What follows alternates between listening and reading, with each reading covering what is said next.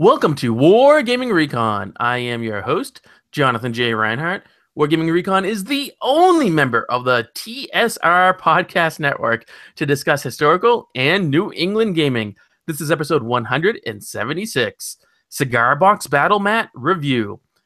So for all of you listeners, new and long time alike, I want to welcome you to this episode and say I think you're going to have a really good time because, first of all, you don't have to worry about listening to only me for the whole episode.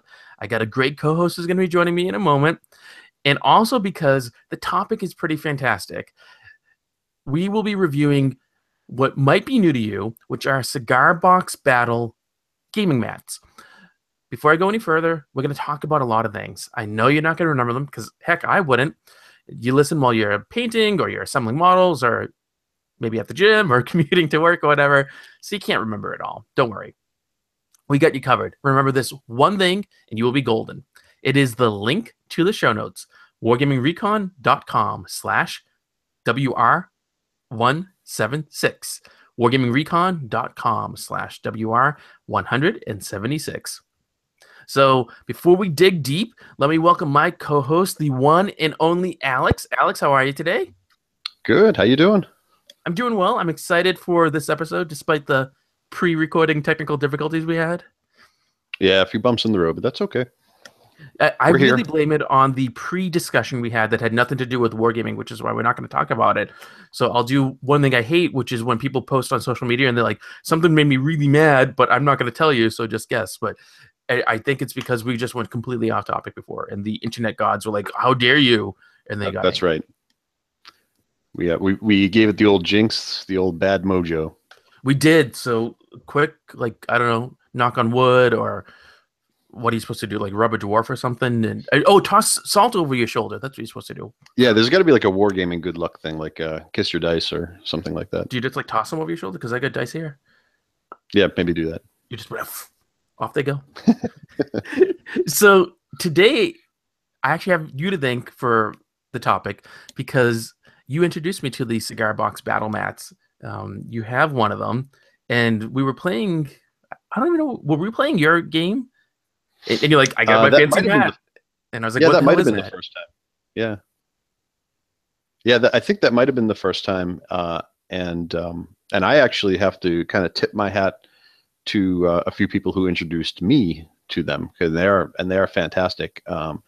But some of the guys over at Tabletop Commanders, that group on Facebook that I know you're a member of, I'm a member of, before they were even a actual group, Curtis had done a review on YouTube and sang praises for these mats, and I was really jazzed up by that. So I reached out to him, found out that he actually happened to live at the time, well, not at that time, but previously in Massachusetts, and he since has moved to I want to say Pennsylvania, maybe.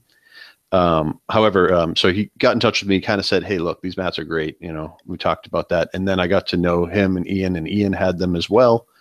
And from there on, I was pretty much sold. So they were the original knowers, I guess, if you want to call them that, in our line of knowing. I've heard a rumor that one of the head honchos of that group, Alan Furtz, actually has some sort of business relationship with the Cigar Box people, and that he does some sort of design work maybe for them. And I've noticed he has a lot of imagery of the mats, and he does these live YouTube videos and live gaming kind of stuff, and he'll show them off then. So it's kind of neat to see what he has as well. Yeah, I don't know. I haven't been on Facebook all that much, so I haven't seen too much of that stuff. But that's pretty cool if that's the case. The Cigar he's a good guy. No, he's definitely a good guy, very encouraging, and I recommend if you're listening and you go on Facebook that you should check out the Tabletop Commanders Facebook group. A great group of people, and they love seeing work in progress kind of stuff and things that you're painting and assembling and terrain things and games that you're playing and all of that sort of thing. The Cigar Box mats, we actually have a link in the show notes to their website. They have a lot of different mats that you can obtain. And before we actually like review the actual mats that you and I have, maybe we should just kind of give a little bit of an overview about Cigar Box insofar as you and I are aware of the company and what they're doing before we dive into what we're actually going to be talking about for Sure. specifics.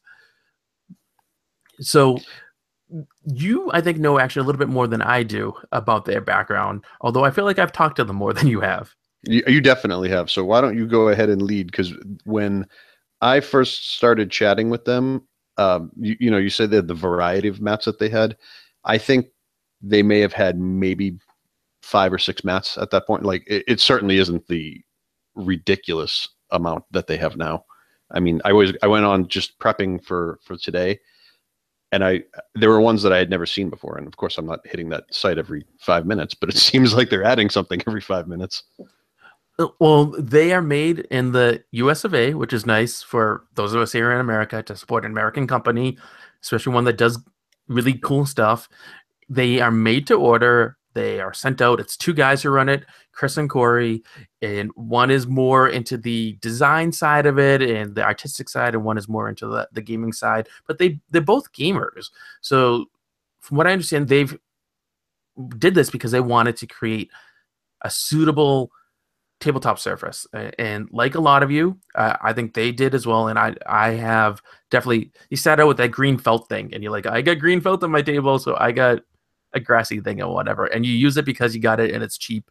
But they kind of decided, from what I understand, to go steps further and to actually use their expertise to create these mats. And each mat is specifically designed to represent a specific locale. So it could be a type of ocean, Mediterranean Sea. It could be Arctic tundra. You could have certain types of desert or an area of the Sahara. You might have actual conflicts where a mat might represent the battle or part of the Battle of Gettysburg or Antietam or the Bocage during World War II or all these different areas. And they're constantly expanding them.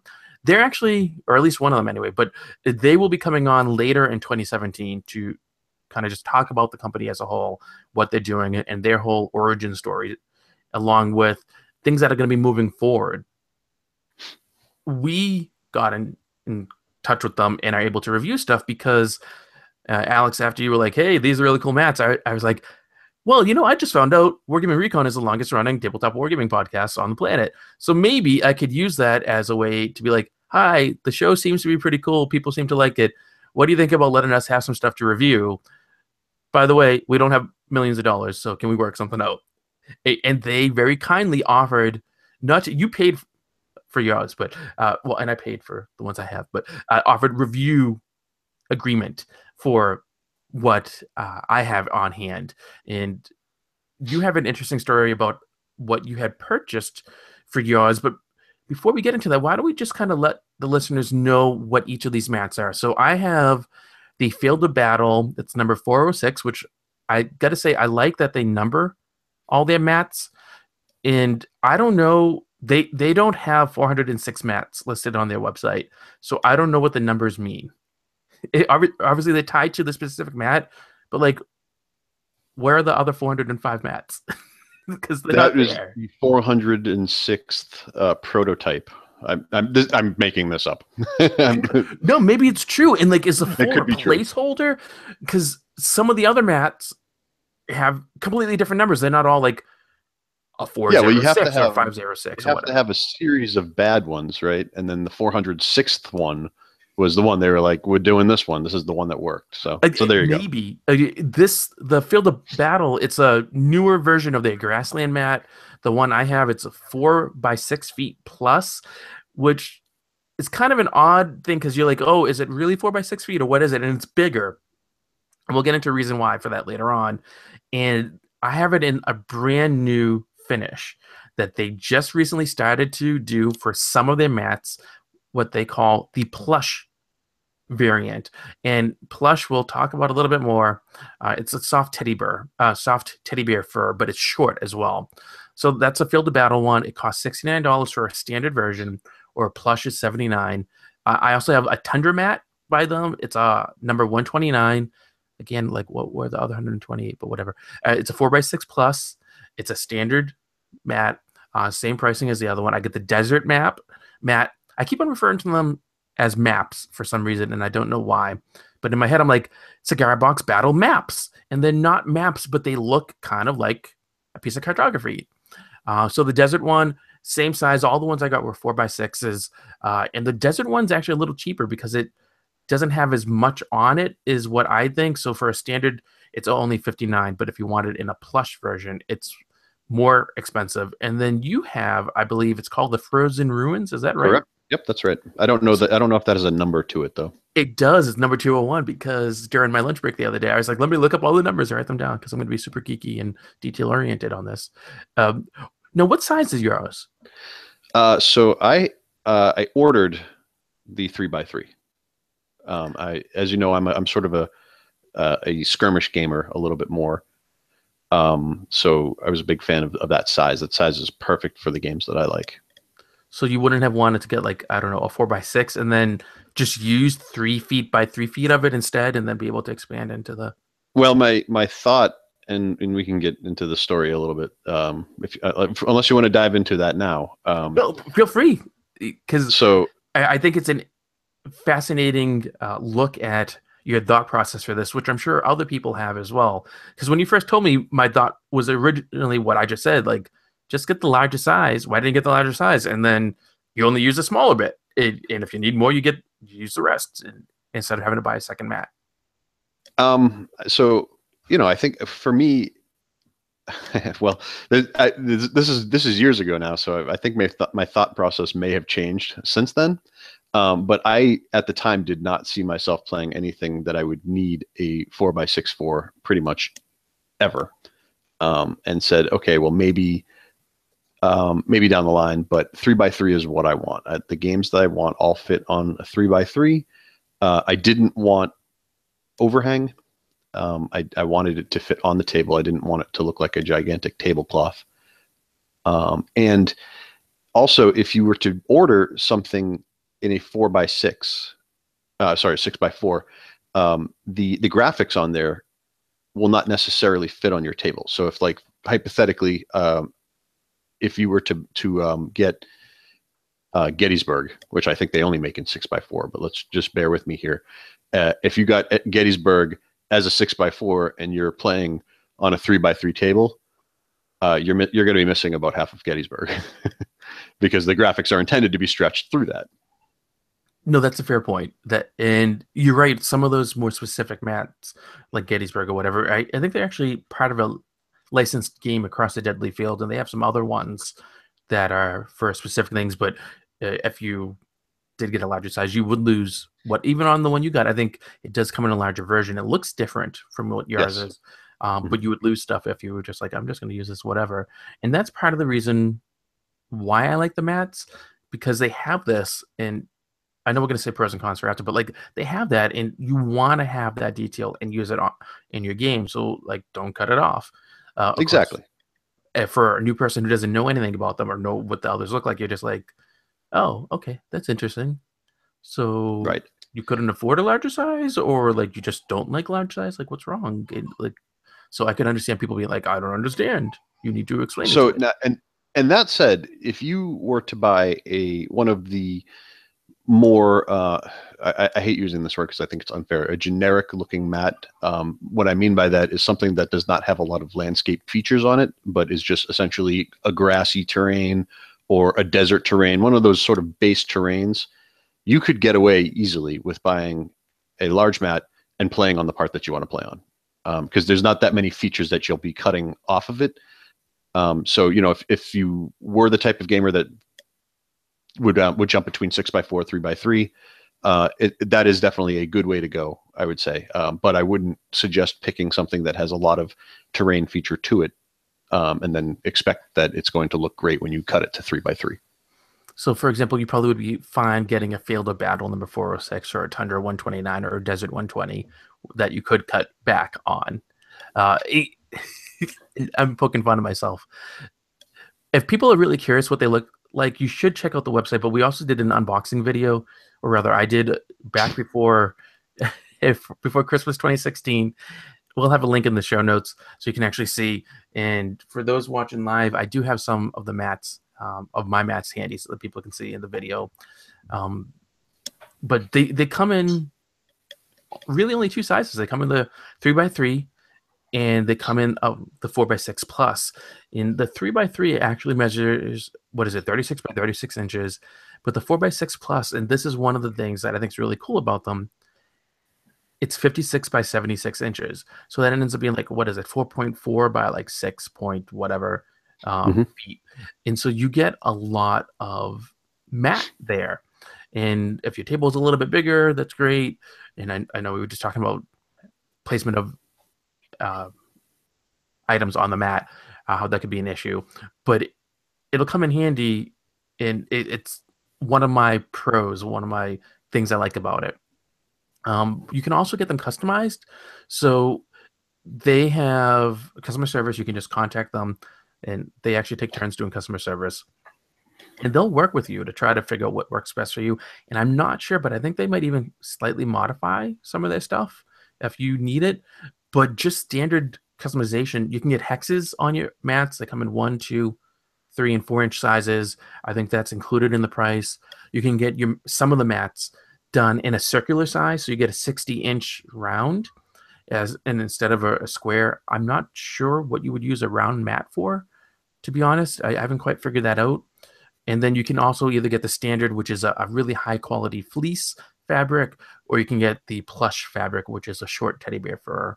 And those are basically, other than picking what one you want, like, do you want the ocean? Do you want, densely forested or whatever? These are just added things that they can do to them during the creation process of it.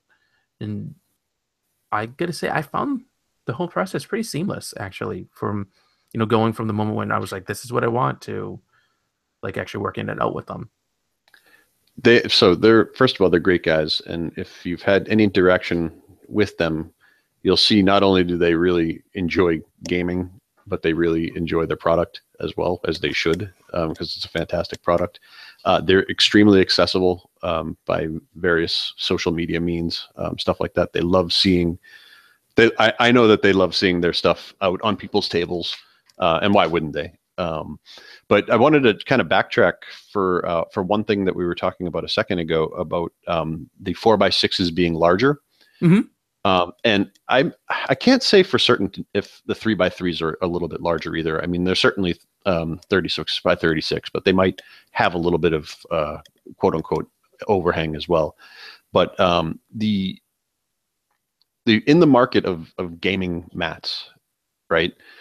I believe, as far as I know, this is the only product that is made of this type of material. The rest are generally a mouse pad-ish type material. So what does that give you exactly, right? So I'm watching you on this live stream, hugging your mat, and I'm just totally losing concentration. It's so good, it's so the soft. So the strength of having a kind of a floppy blanket as your mat, as opposed to a mouse pad, is you can do things with it that you would not normally be able to do. Why is that important? Well, let's just say you wanted to have hills in your terrain and you didn't want to buy yourself hills. Well, these mats make it so easy. You take a t-shirt, you take a towel, you take something, the mat, and you sculpt yourself a hill using the mat, which is something you cannot do with one of these mouse pad mats. And you are then able to customize how your terrain looks. And why getting back to the overhang, I don't know if this is completely intended, but one of the nice results of it being larger than 6x4 is that if you are playing on a 6x4 table and you want to put some hills on there, you're not cheating your table of coverage from the mat itself. So you can sculpt things up a little bit, still have plenty of overhang, still cover a 6x4 table. It's really, I mean, it's pretty awesome. It is pretty awesome. That is one of my many pros for this.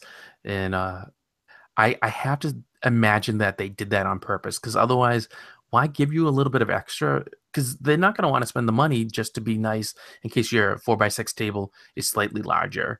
If anything, you might have a larger table, but you're not going to use that extra space because you might put a drink on it or whatever, and you're probably not going to want to put a drink on one of the mats. Not that you can't, but you're probably just not going to want to, is my guess. You better not at my table. I gotta say, I don't mind if people do with mine because, and I haven't tested this yet. And again, this is going to be in part of my critical analysis on it. Before, it was a day or two ago before we recorded, I actually reached out to them because I wanted some clarification on stuff. And I said something to them like, you know, why can't you make a crappy product? Because I'm having a hard time finding bad things about it. And I want to be fair and balanced in the review because otherwise it just sounds like you paid me off. And they just did like thumbs up, like good luck, you. And I was like, well played, because there's so many really good things about this. Do you want to just dive into what you don't like about them? Sure. Yeah, absolutely. Do you want to start us off because you've had yours the longest? Okay. Well, first of all, so I'll speak specific to. Well, I'll speak generally, but I'll also dive in specifically to my mat. We said I have the Frozen Tundra. Graphically, this thing is ridiculous. It is so awesome. I fell in love with it. And when you take a look at it on the website, I swear the pictures do not do it justice.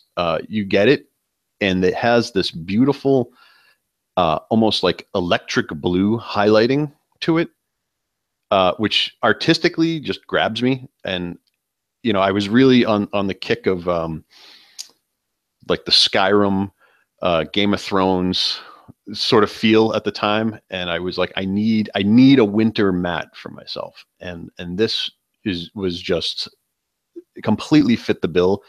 And getting like that electric blue that I mentioned, it works in a myriad of settings. So we've used it for Operation Squad, right?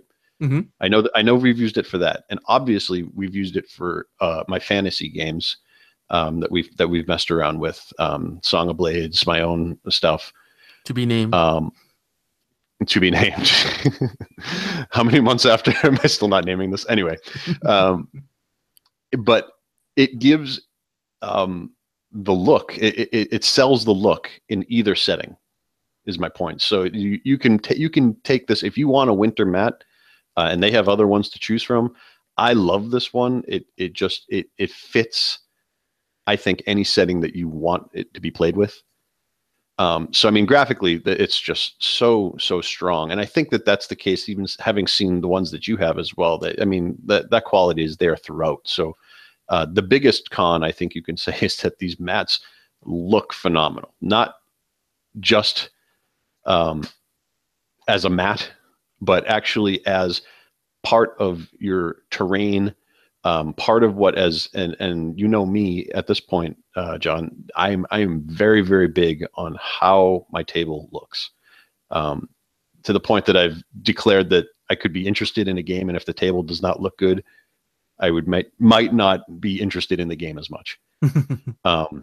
It's just, it matters to me. Otherwise, I have no problem playing board games, but I would play a board game if I wanted to move around blocks of wood, pieces of cardboard, yada yada. When I play a war game, a miniatures game, I want my stuff to look as good as it possibly can. And these mats sell the look. And I think for your specific mat, they actually list a variety of different games that they think would be well played on it.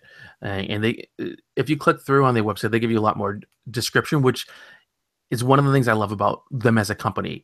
They very much care, as evidenced by their customer service and by their website, about your user experience. So they want you to have a product that you're going to like, that'll last, that'll be something you could use for whatever purpose you intend on the tabletop. But they want to make it easy for you. So they have all sorts of information. So you can like go on the website and you'd be like, oh, you click and you just look and it tells you not just the stats about it, but it also be like for yours, for example, they say perfect for your games of Frostgrave, Mordheim, Dungeons and Dragons, Gaslight, etc. Let your imagination run wild, and it gives you actual descriptions for the mat. And so that way you have the pictures, so you can look at them. And some of the mats, I think they even give like more in-depth pictures, so they kind of zoom in, so you can see some really cool detail, if there's some pretty good detail or not. And they will focus on that. But then they also have the textual descriptions. So if you're like, oh yeah, I'll look at the picture, but like maybe I really want to read what they think is important, and then you can compare it to see whether or not that's important to you. So they have a very easy to navigate website. It's very well done. You can tell that at least one of the people, and it's true, but you can tell that they are at least aware of the importance of good design and how that plays into the customer's experience. I think a great example of one of the pros to them is the experience that you had when you ordered your mat, because you got it and there was a problem, right? That's true. So yeah, and I sort of I stopped. I started to tell the story a little bit when we were talking about the sizes that I ordered. But so at this point, I'll give the full reveal on this. So yes, when I ordered my mat, and this is another obviously big pro that we're kind of talking about, customer service, standing by the product. I received my 3x3, which I said I ordered, and it was just slightly not 3x3. It was maybe 2 inches short, but it was kind of weird that it sort of tapered off into an angle. So maybe like the one corner started at 36 inches, and then the other corner going down vertically was, I don't know, maybe like 34 or something like that.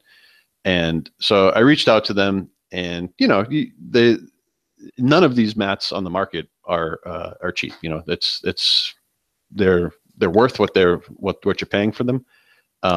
But let's face it, we don't all have mat collection money running around all the time. I wish we did. There's a lot of mats I would buy if that was the case. Speak for yourself. I mean, you only have one. I got 3. I'm just saying. Yeah, I know. Well, maybe when I run a podcast, you're on the show anyway. So my mat was slightly off in its dimensions. So I did write them, and I don't really want to get into what they did for me, because I don't want other people to get in their mind that this is something that they should do. But they did stand by their product. And they really did take care of me, and they made sure that I was completely satisfied with what I had. And they worked with me to find an agreement for something that I'd be happy with. I think the legal phrase is they made you whole. Exactly. That's precisely it. So again, I don't want to put them in a position where I say what they did, because I think that, I just don't want to give people ideas that, if they report things not being correct, they can run around and, enjoy benefits. Because, I don't want anyone taking advantage of some really good people. Well, I mean, they're smart guys. They can tell if something's legit or not. In Sure. my case, when I approached them and I was like, hey, Wargaming Recon, blah, blah, blah, it turns out that I can't remember if it's one or both. They've listened to the show and they like the show. And I was like, really? I was like, you like the show? I thought you said they were smart guys. You said they were smart guys, though, right? And I was like, so could I review your stuff for the show? And like, how could we make this work? And so they're like, what do you want? And of course, I'm like, a mat or 2, or like, I don't know. What do you want to do? But they spent a ton of time with me, literally walking me through the process, trying to figure out what kind of gaming I like to do. And I wanted to get mats, first of all, that would be good to have on the show to review, because it's a purchase for the show, for me to use for the show to review and things that we do that can then be talked about on the show, first and foremost. But also, it had to make sense for me, because like, I'm not someone who's going to go and create, like, I don't know, a Frostgrave army. It's not going to happen. So having a specifically engineered mat for Frostgrave would be dumb. So in as much as maybe listeners would enjoy hearing about it, if I'm not going to get enjoyment from it, I'm never going to take it out of the closet, which means it's never going to end up on the show, and it's never going to have any table time. So it doesn't matter how good it is, it's just not going to happen. It'll be there. I'll be like, oh, that was nice. I got it and whatever. I'm done. Goodbye. So it had to be something useful to me. And so I talked with them. I was like, well, I'm into black powder. They knew what black powder was. I was like, oh, awesome. I'm like, I'm into Hail Caesar. We want to start. Awesome. They knew what that was. I like naval wargaming, and like we worked our way through. And so that's how we ended up getting these mats. And then I reached out to our buddy Adrian, and I was like, so I can get some mats and I will review them on the show. What do you think we should, I don't know, have? Does this sound good? And so he gave his input, which was great. And that's actually how we ended up with the Tundra mat, because that will make an appearance at TotalCon for a bolt action game he and I are running. So ended up with all the mats and worked things out. So that's how we have these review copies here for the show. And just by doing that, I was very impressed with their customer service. And I was probably a little needy, I will admit, in that I was like, I don't know what to do. I need you to handhold me because, like, what's the step? And at the same time, I was very much, I want this as much as possible to be a normal experience for what you would do for anyone else. Just because I said I'm from, whatever, and you like my show, I'm flattered, but the review means nothing if I get tons of special treatment. So, like, if you're treating me better, don't, because I will tell people you treated me better because of the show, and they did not treat me better because of the show. Like, they treat everyone this way. It does not matter. So their customer service is just out of this world. It is really phenomenal. And even after that initial experience, I followed up with them about stuff to try out how long things would take and how it worked and about payment and all that kind of stuff. And even since then, I've followed up with them, and like, I'll just send them message and be like, hey, how's it going? And they reply back, we're doing really well. How are you doing? And like, we talk about kids and stuff, and they're phenomenal people. And they're gamers. They are gamers that have an idea and are making good on it, but they love the miniature gaming scene just as much as anybody listening. You see, if you find them on Facebook, they'll post their own pictures of games, and it usually looks pretty nice. So if I'm ever down that way, I hope to get an invite. But I'm shamelessly going to plug myself to get invited to their games now. Well, like many of us, one thing that I really liked is they have families, and so they understand what it's like. Like, we can't always get out, we can't do whatever, and you need something because you have a family, that someone else in your family, whether it's a significant other or a kid or whatever, they may not understand the importance of these things, and they just might be like, that is my wife's or my husband's special gaming thing, or that's mommy or daddy's whatever, and that you want it to stay nice, and that not everyone else might understand what needs to be done to do that. So in addition to have this really good customer service, they created, like you had mentioned, this incredibly well-made, very high-quality item. And when I got them, I was like, okay, I opened them for the unboxing, and I'm looking, I'm like, I need to look, and I want to look at the stitching. Like, what does the stitching look like? Is it sewed? How are they? And I don't know anything about sewing, but I know people who do. So I showed it to them. I was like, tell me, if you saw this, would you be impressed?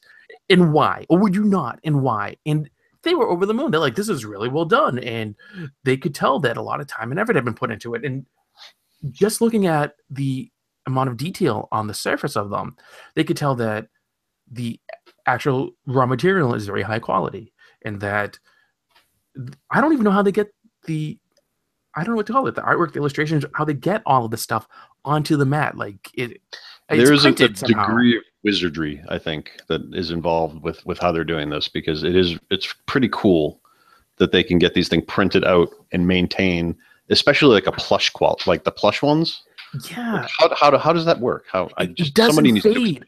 I kept it out in the sun. It doesn't fade. If you get crap on it, you spill a drink on it, you can throw it in the washing machine. Now, I gotta say, I have not done that yet because they didn't want me to do it with these. So they're sending me a foot sample of cloth for me to just let my toddler play with and have at it.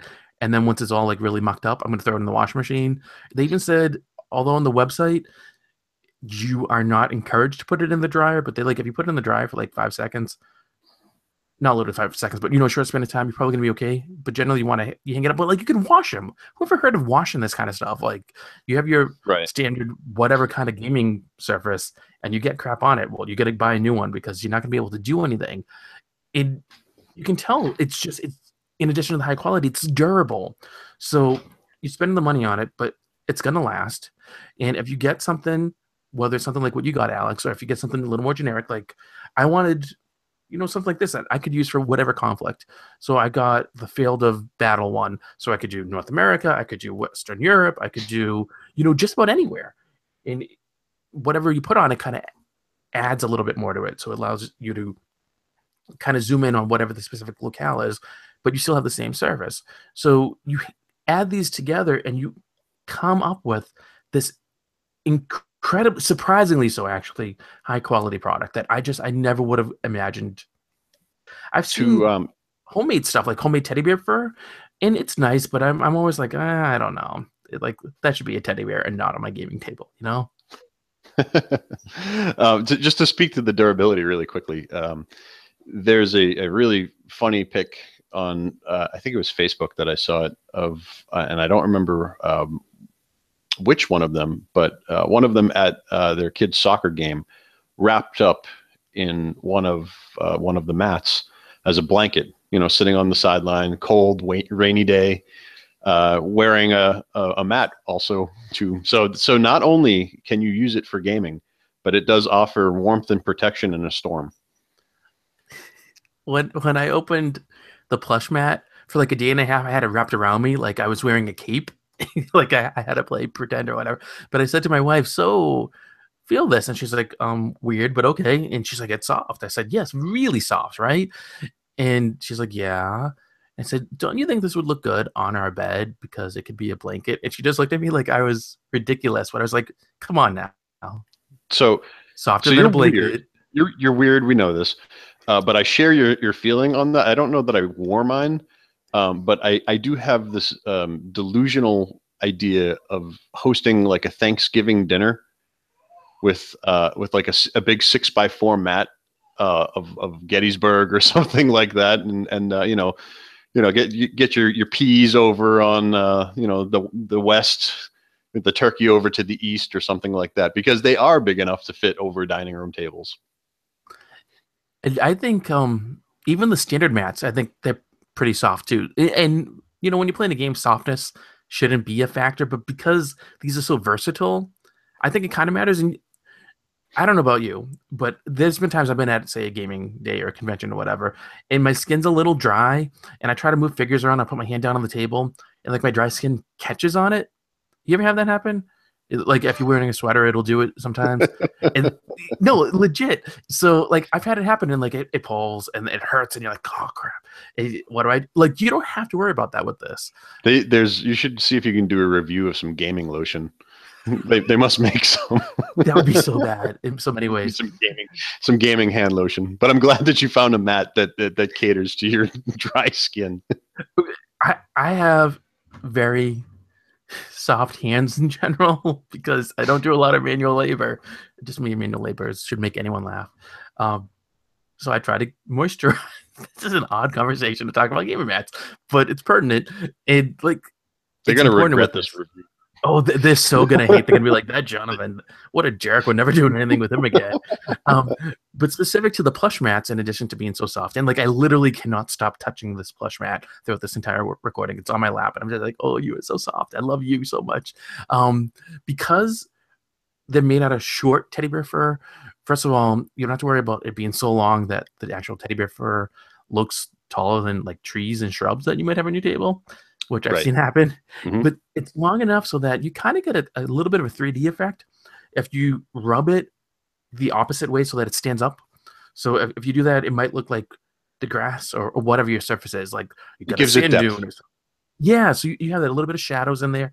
And depending on the scale of figures that you're using, that can also help to keep your models in place too. Or it could give a nice effect of you had a whole battalion of troops come through, and so you mess it up so it looks like they walked through. You can tell the direction that they walked, kind of like when you mow your lawn and you go opposite ways, and the grass one way looks darker than the other. You get that nice pattern there. It's the same kind of thing with it. Let me pause you for 1 second too, if you don't mind. No, absolutely. You mentioned scale, and I don't think we brought this up yet, but the majority of these mats do support 28, 15. And I'd assume even smaller. I think for the most part, Each mat says what scale it does support as well. I think that's important to note. It is. But I think you can get away with it. Most of these mats, I think, will basically cover you for 28 and 15. Some of them that have any sort of road or road-like surface, they'll say it's like a 2-inch road or a 4-inch, and that it'll be better for, say, 15 mil or 28 mil or something like that. I would really say that they're not intended for the larger scales. If you're doing like a 54 or 40, you could probably get away with 40 mil, something for like day of battle or anything like that. But 54 or even bigger, you're probably not going to want to use just one of these. But again, if you're doing that, you're going to have like 3 or 4 tables together too. So just Right. something to be mindful of with that. And if you're going like 10 mil, used to be okay. 6 mil for most of them, I think you're right. You're probably okay. But again, anything with the road, I'm not sure they have anything exactly specifically engineered for, like, say, 6 mil. But they know people play ancients, and most people who play ancients, they're not doing 15 mil. They're not doing 28 or GW heroic 28, which is really 35 mil. They're not doing that. They're doing 6 or 8 or 10 mil. And Again, I the dragons or feel like, whatever. and I can't, of course, I can't find this right when I need it. But they do have a specific ancients mat as well. And I might be making that up or dreaming it. I'm not sure. I feel like I saw it earlier. But I do think it's on there. I'll have to double check the gigantic list. See, and that's the other thing. Again, we've talked about, you and I have focused specifically on sort of general terrain stuff, but they have things that support specific dungeon type layouts. They have sky. They do space for those that are for like X-wing, that sort of thing. And I even think, and I assume it's for Blood Bowl, right? The pitch, the one that has the pitch on it. I Am think I that going is a crazy? Blood Bowl one. I've been trying to Yeah, get right. some of our mutual friends to buy it because they're really into Blood Bowl. I'm like, you just buy the mat. You won't regret it. It's not licensed for Blood Bowl, so it can't be called a Blood Bowl mat, but it's intended for any sort of fantasy football type game, and not like fantasy you go into a pool with your friends and watch Sunday Night Football, but like fantasy like elves and dwarves are playing football kind of football.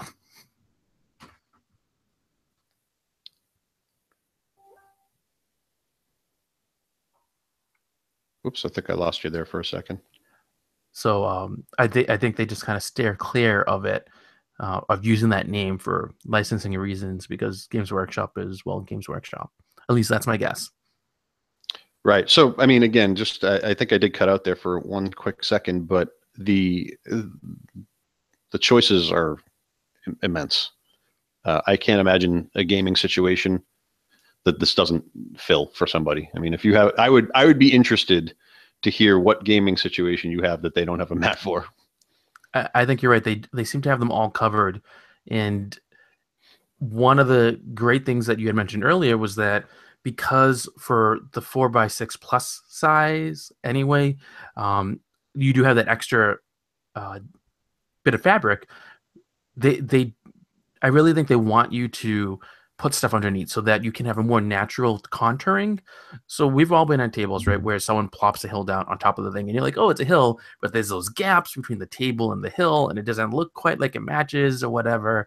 And you sure people spent a lot of time making it, or they paid a lot of money to buy them, but still, like, putting a grassy hill on a snowy table or a desert table just seems a little weird.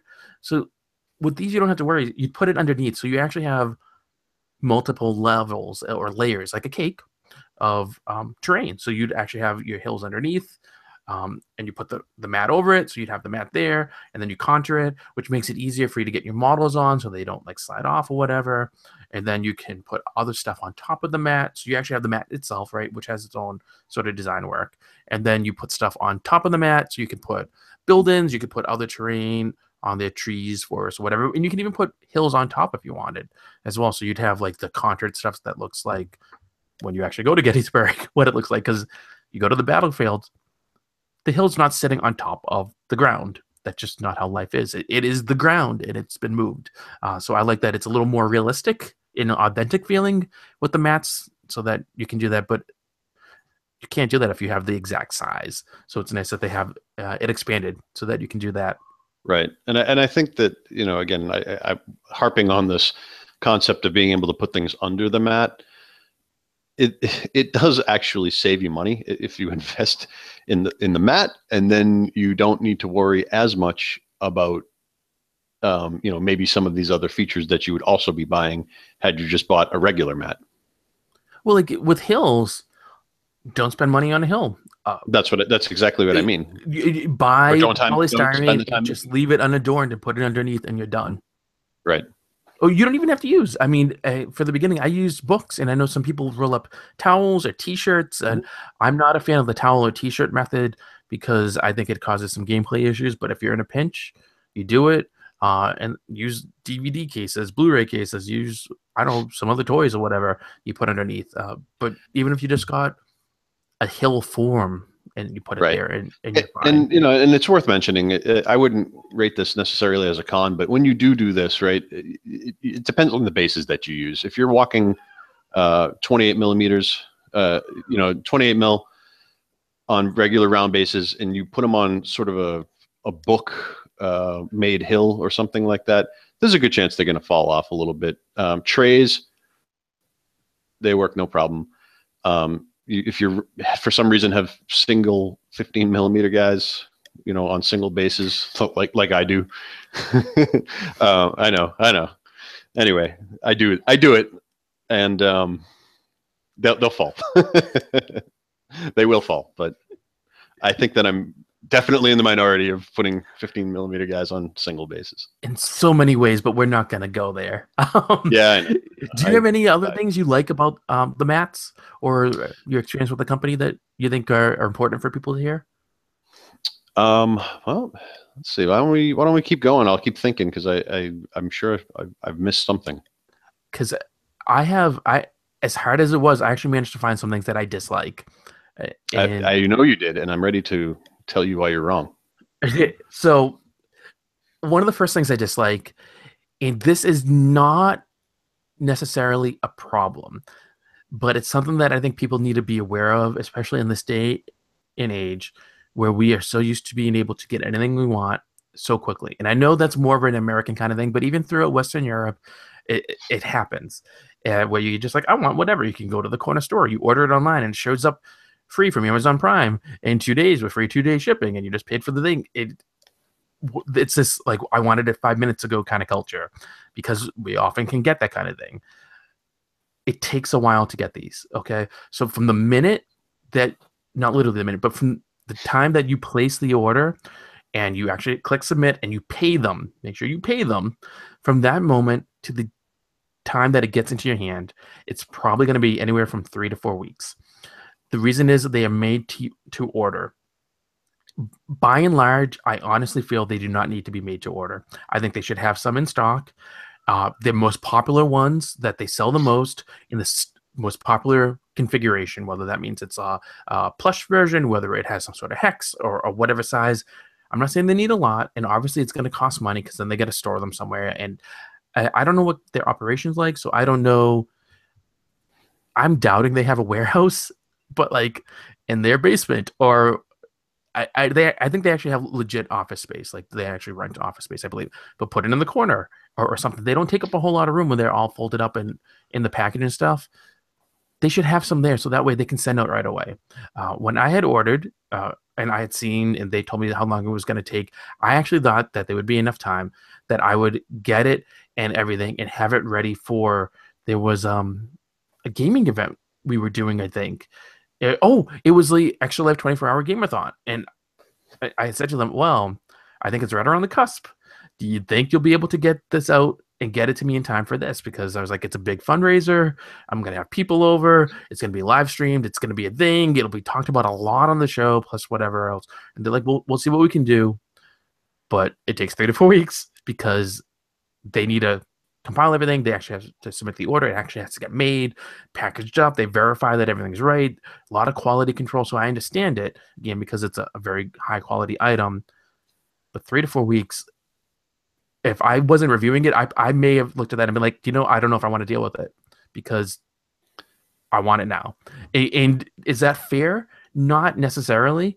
But I think in this day and age, they should have some sort of stock in hand. So that's a problem, I think. And it's understandable to a certain degree because, again, they are a small company. So I try to cut them some slack for that. But not everyone's going to do that. Some people are going to be like, I don't care. I can get something else that maybe won't be as good, but it'll be good enough. And I can get it quicker. And that's what matters. So I think that's an important negative to consider. But at the same time, it's also kind of a pro because they're made to order. So you can get it however you want. You could get it that 60-inch circular. You could get it the plush. You could get it with the hexes on. You could get whatever else. And you can talk to them. And they might do some modifications. I don't know. They have that extra really good customer service. So it's something to consider, I think. Right. So I think that, I'm hesitant to call that a con because there's a lot of small businesses where, you want to order something and it does take a while. We do live in the Amazon world where, goodness, I mean, we might be seeing 1-day shipping pretty soon in our area, which is pretty crazy. They already do it in the city. Do they? But so this is a hobby where patience really pays off, I think. And I think people going into it, if you're already into this sort of hobby, then you're probably aware that, a lot of times I've ordered things from overseas, miniatures that I've seen, I liked, wanted to have.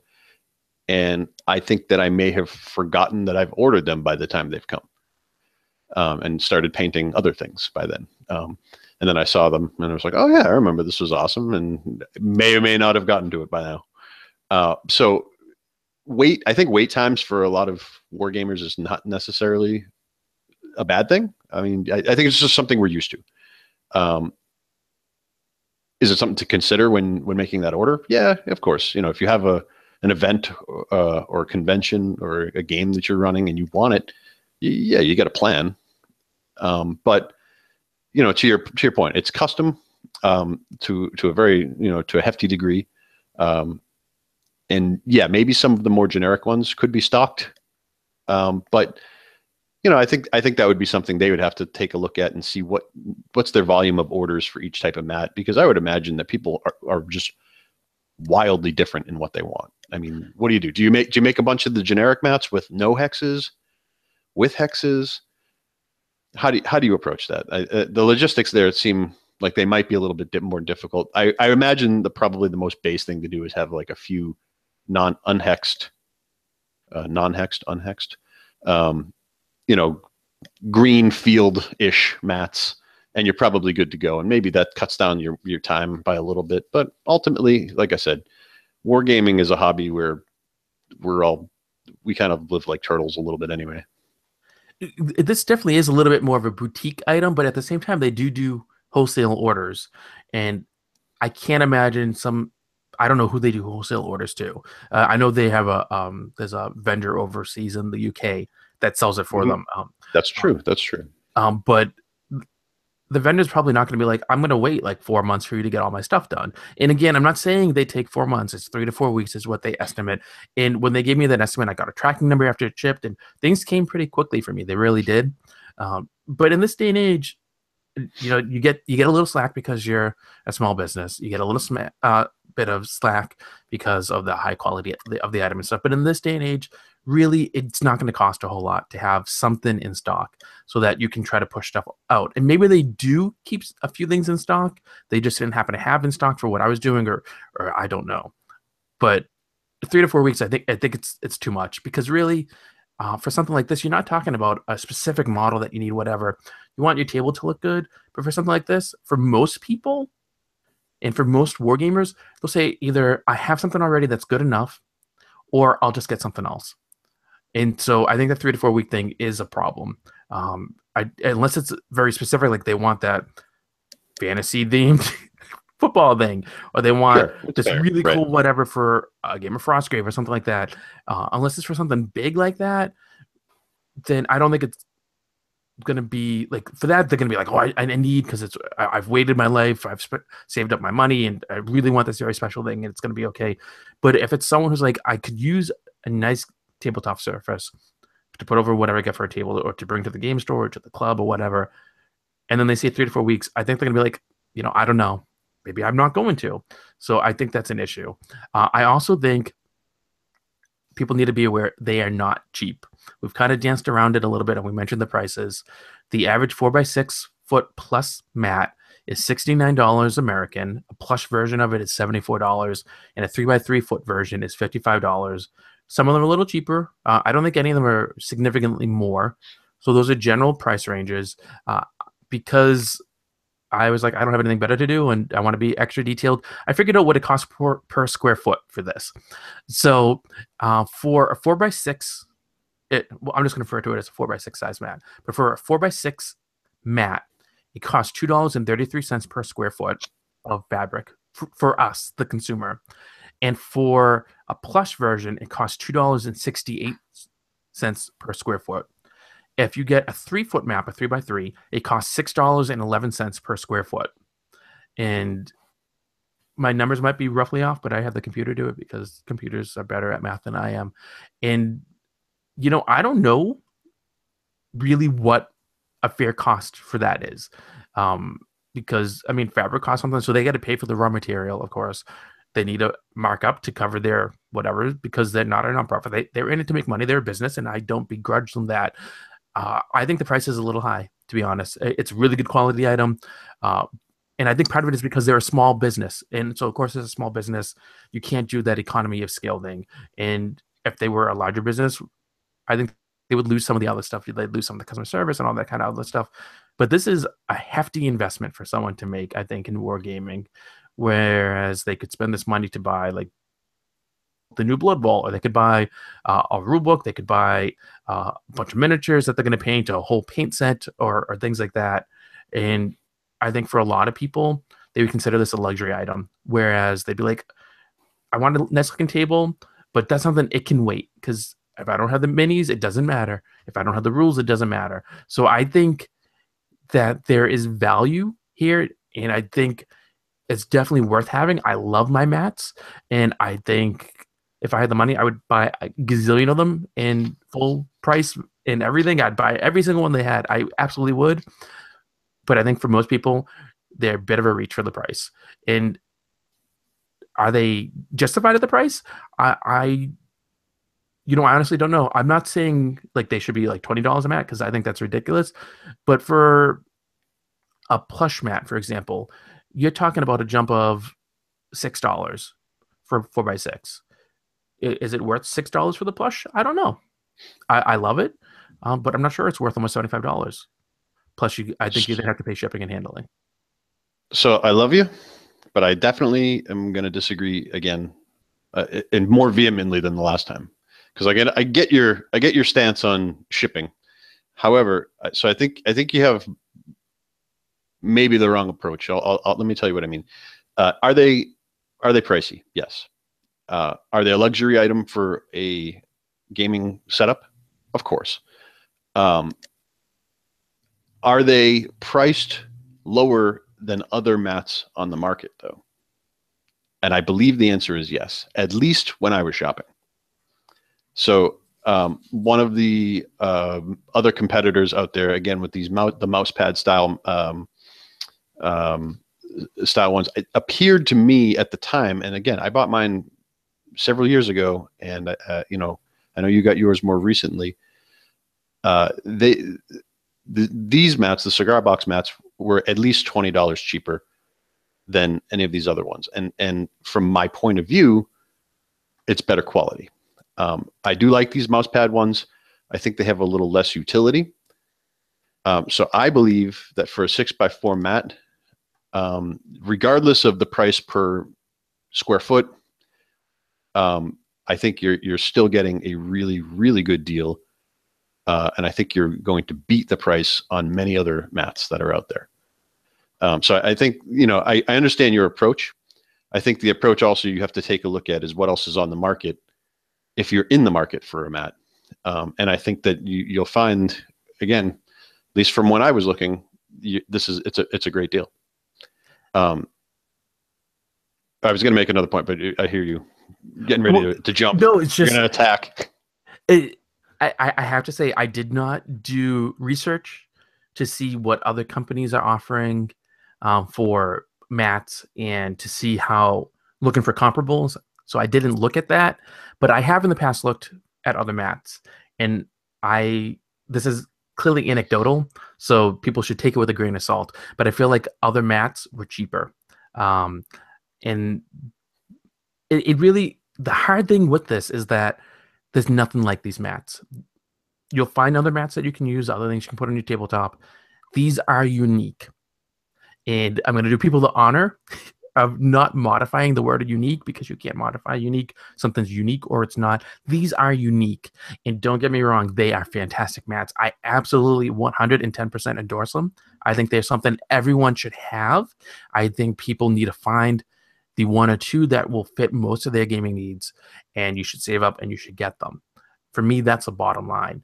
But I think for most gamers, it comes back to, and I think you agreed with me, Alex, they are a luxury item. So, of course, as a luxury item, that limits your market share, right, for what people are going to get.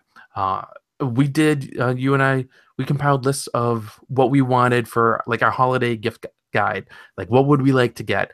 And I don't think either one of us had a mat on there. And partly it could be because we both have them. we have them. But at the same time, like I said, I want more mats. Like I do, but it didn't make my list. What made my list as a luxury item? It was to have someone paint all my models, or not all, but like paint an army for me and things like that. And I think most gamers would do something like that instead of having a mat. And I think part of it is because of the price point. Now, I think you do have a completely valid point in that when you look at the price and you look at what you're getting, and I can't overstate this, these are incredibly high quality. They are very well made. They are extremely durable, and you can wash them. Okay. Again, I haven't done it, but you can wash these. Okay.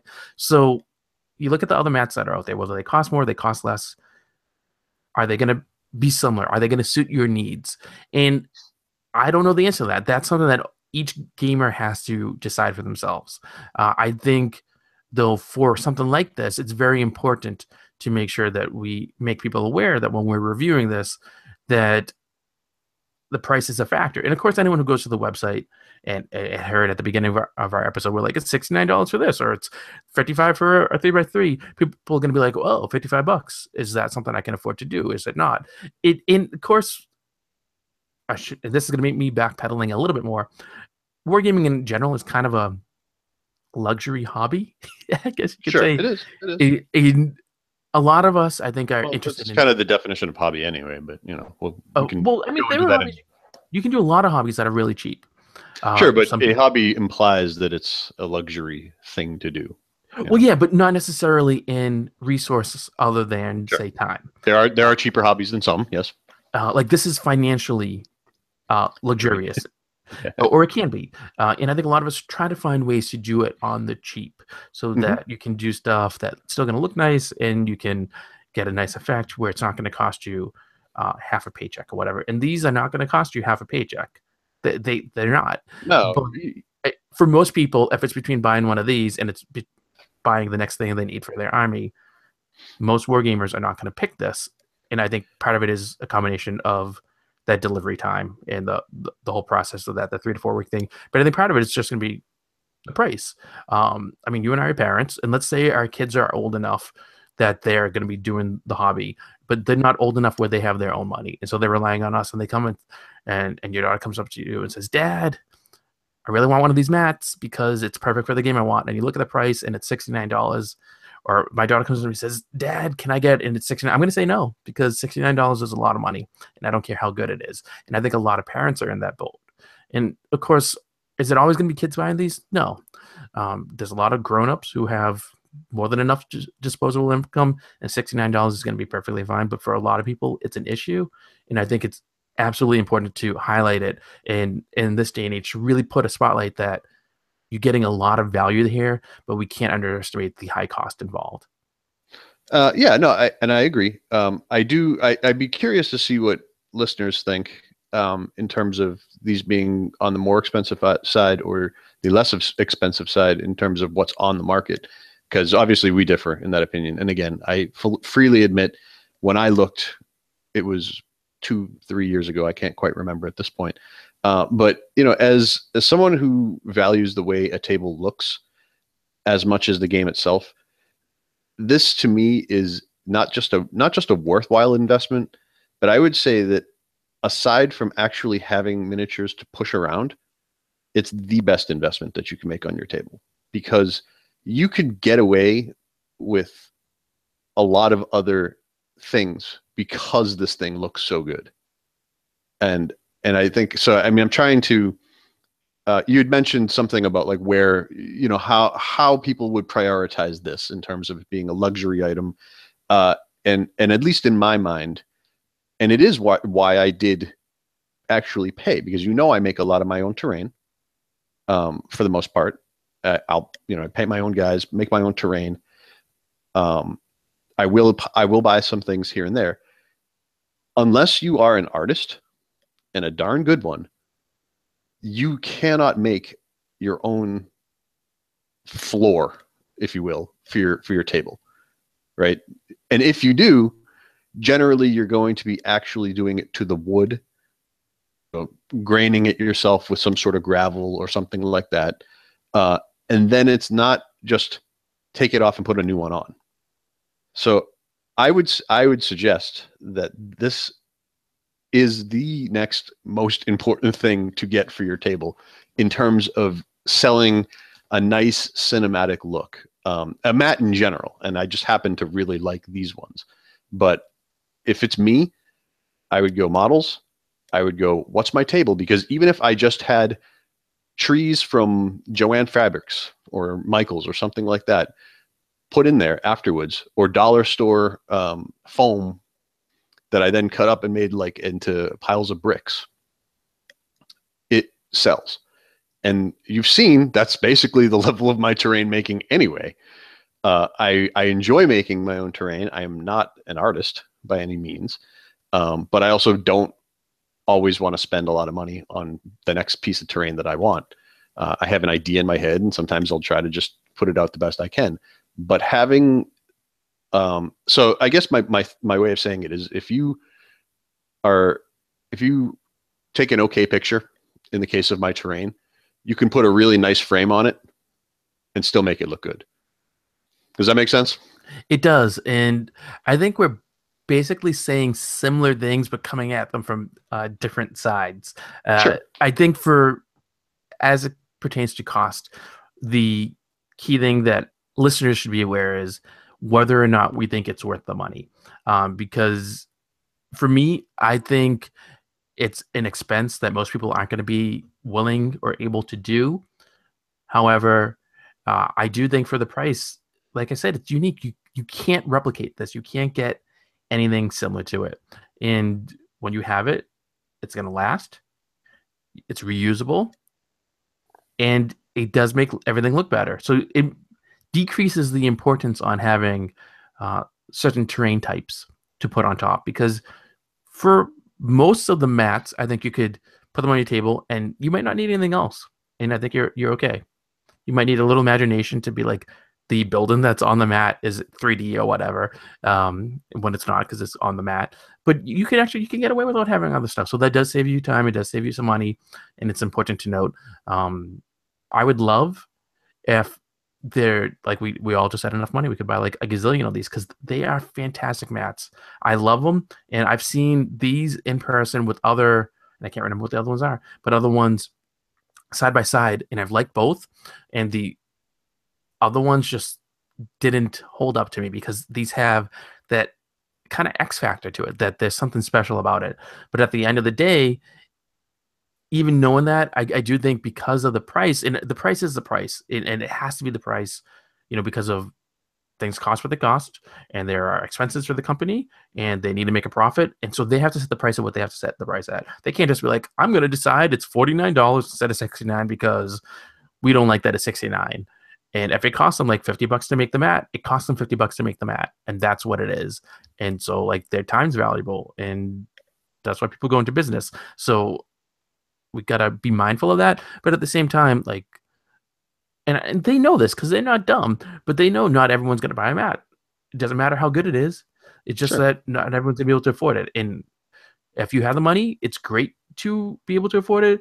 But even for me, I love these, and I want more. And when I get money, I will get more.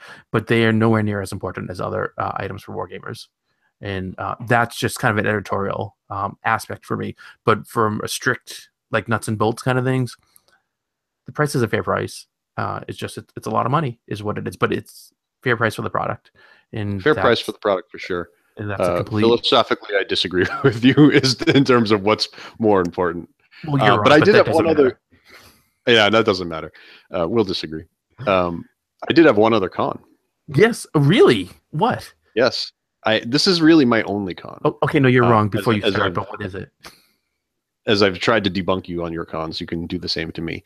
And they're going to kill me because I've gone to them a few times, I'll say, with this exact question, and then sort of ribbed them a little bit afterwards when they told me they weren't doing it. I want these mats in 4x4. Why? I think so. Well, I have a very personal reason, as you know.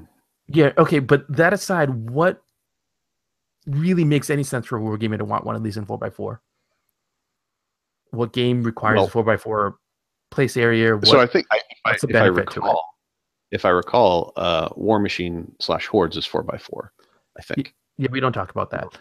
So other than that, well, right, and that's not a game that I have play. a technical problem with that whole system. So them aside, that's not a game I think they might actually be 3x3, to be honest.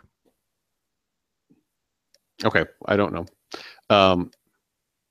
I feel like, and I don't have any offhand, that there are a few 4x4s, and I promise you, I will deliver you a list of what I can get up there, so that I can at least back up that claim.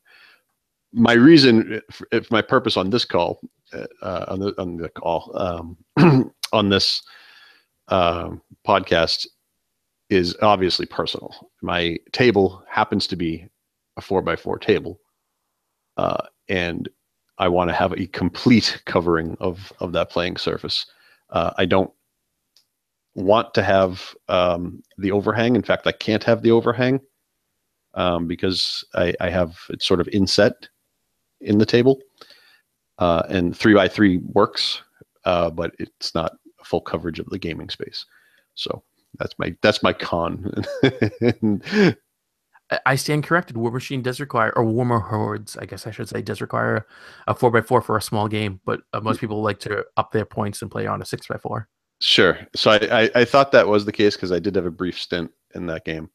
And I want to say that there may be a few Osprey ones that use that. I think something like, again, I understand a 6x4 is usually is standard. I obviously know that. But something like Lion's Rampant, I think, is like suggested smallest table size 4x4. I have interest in that. So there's a few games that I look at. Listen, I'm more just nitpicking at this point. 3x3 is fine. But when they do decide to do a 4x4, I'll be happy.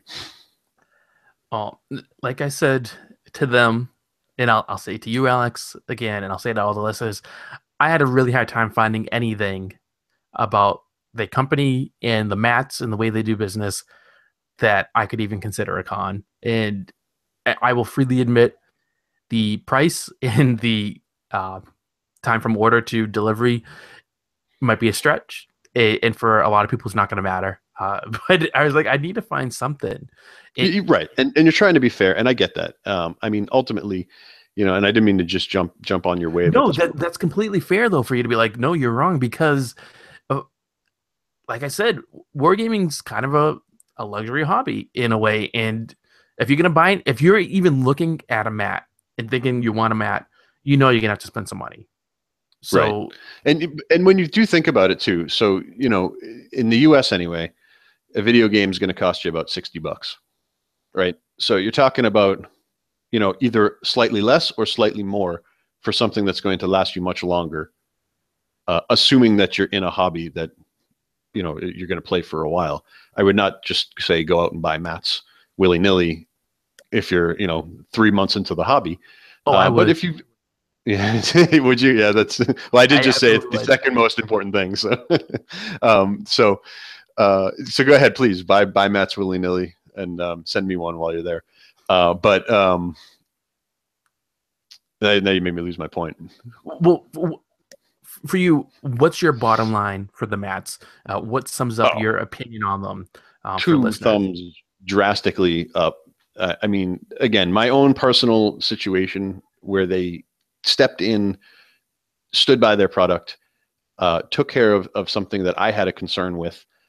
They it was great. It was, I mean, what can you ask for? The graphics I've already spoken volumes of. It just looks good. It pops. It makes your table complete. And I think that, as you said, they're unique. They can do stuff other mats can't. And their look is also unique. And I don't mean graphically. I mean because they are made out of cloth. They have more depth, in my opinion, than a flat mat would. So two thumbs, like enthusiastically, way up. Cool. I think I would have to say the company is a joy to deal with. That if you choose to do business and buy anything from them, you're going to be very pleased with what you got, and that's an understatement. They are just fantastic. They know what they're doing. They do it exceedingly well. The product is incredibly well made, extremely durable. It's going to last you a long time. It's going to last you until you decide you're not gaming anymore, and you're going to give it to a friend or a family member who's going to be like, I want a game, and they will get a lifetime of use out of it because it's amazing. Really well done. They're always expanding. These things they're just fantastic. There's no other way to say it. They are one of the best pieces of wargaming equipment I've ever come across in my time of being a wargamer. So I think people really need to consider looking at them. And if you have a need for it, you should check it out and buy one. If you do, please let them know that you decided to do so because you heard about them on the show here, and so you can go to our show notes and we have a link to them in there, and you'll be able to buy whatever. I do want to say they have some new ones coming out for the new game Rommel, because they work with Mr. Sam Mustafa a lot for his products in his honor series. And so Rommel's the next one coming out, and they have at least one, if not more than one mat intended for that. So I'm excited to see what that looks like. Cool. That's really cool.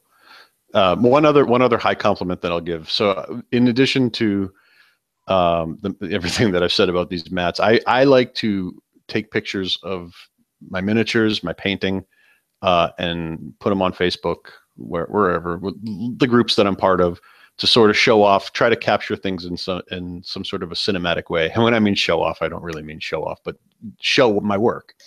I don't think I'm the world's greatest painter by any means. I think I enjoy it and I'm decent at it. And I think I take decent pictures when I do.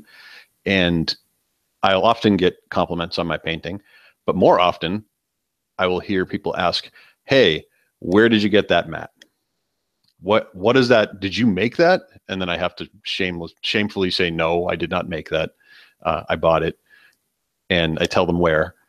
And I think that's really, if you want that sort of reaction when people see your stuff, that's one of, I know everybody plays miniature games, war games, for different reasons, but some people like the art side of it. Some people like to show off their armies. And that this is the type of piece that complements that whole look and really gives you that cinematic look and feel that I know I want, and I'm assuming other people want as well. So we're moving into one of my favorite sections of the show, the mailbag segment, where we get to hear about listener comments and feedback and things of that sort. So we have a little bit of listener feedback from Facebook. You can find us on Facebook at wargamingrecon.com/Facebook. And listener Lord J of Jayington said of episode 174, which is the self-publishing your game with Gabriel Landowski episode, quote, I still have 25 minutes again of the latest episode. It's great. What an interesting discussion, unquote. So thank you, Lord J of Jayington, for writing in, and I'm glad you liked the episode. Alex, I know you weren't able to be with us for that episode, but it was quite a really just exceptional discussion there. A lot of fun. It was a great discussion. Gabriel and Mike decided to gang up on me, it's fine because I'm the first one to make fun of myself. If anyone else wants to make a comment about an episode and give some feedback, you can do so on our Facebook page. And who knows, you might just have that read on air. And I think we'll have to have Gabriel back on sometime down the road because it was really good. And I think he has quite a few more episodes in him.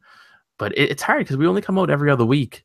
And there's so many topics and events and people that we want to have on. And having the same person on more than once is tricky. But if not later this season, maybe in 2018 or 2019 or years. Yeah, that was a really good episode. It was cool. Nice stuff to hear. I learned a lot, and that's one of the things I really enjoy about the show because I get to meet so many people and learn all sorts of cool things and just so many stories from him. It'll be fascinating because, I'm hoping you'll be able to, but I will definitely be at Huzzah in May, and he'll be there, so I'll get to hang out with him a little bit and see if he tries to press me into running a game for him, which would be fun. And speaking of events, I actually have some announcements. First of all, I want to remind everyone that TotalCon is coming up, and that is February 23 to the 26th, 2017 at the Best Western in Marlborough, Massachusetts. I will be there. Adrian will be there. He and I will be there Friday through Sunday, and Mike Payne will be there on Saturday. Adrian and I are running a Saturday afternoon bolt action game. It's full, but if you are interested and you want to come, I think you should come anyway in case people don't show up. Mike's going to be running his Hang High game at 1 o'clock on the Saturday.